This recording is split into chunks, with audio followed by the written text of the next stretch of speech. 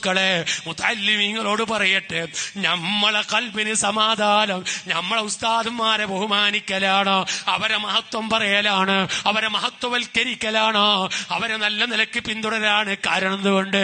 ഉസ്താദിന്റെ ഉസ്താദിനെ തുടർന്നവരാണ്, അവരെ ഉസ്താദിനെ തുടർന്നവരാണ്, അവരെ ഉസ്താദിനെ തുടർന്നവരാണ്.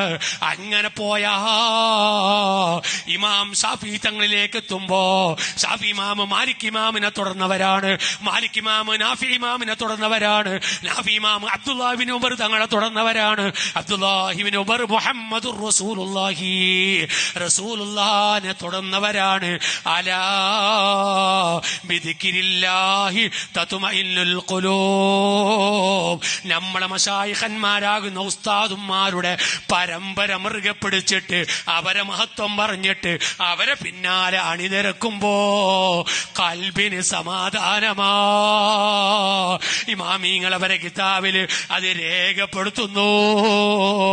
ഉസ്താദുമാരെ കുറ്റം പറഞ്ഞിട്ട് തരീഖത്തിന്റെ പേരും പറഞ്ഞിട്ട് പഠിപ്പിച്ച ഗുരുവര്യന്മാരെ കുറ്റം പറഞ്ഞ് നടക്കുമ്പോ കൽബിന് സമാധാനമുണ്ടാവൂല, ഒരിക്കലും കൽബിനെ മാറ്റമുണ്ടാവൂല, കൽബിന് പരിവർത്തനമുണ്ടാവൂല.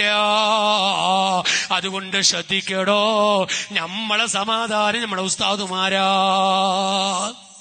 അതുകൊണ്ടല്ലേ നിങ്ങൾ ഇന്ന് നോക്ക്, മുത്താലിമികൾക്ക് എന്തെങ്കിലും ബേജാറമ്മ നേരെ പോകുന്ന ഉസ്താദിന്റെ അടുത്തേക്ക്. നിങ്ങൾ അങ്ങനെ പോക്കില്ല അല്ലേ?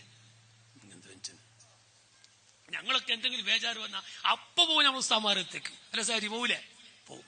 അവരൊക്കെ തങ്ങൾ ഉസ്താദിന്റെ കാലത്ത് എന്ത് ബേജാറും അവിടത്തേക്ക് പോയിട്ടാ ഇപ്പൊ അവിടുത്തെ ഹദറത്തിലേക്കാ പോകുന്നത് അല്ലേ? അതാ പാരമ്പര്യാണ്, അത് സമാധാനം. ഇമാമിങ്ങൾ പറയാൻ സമാധാന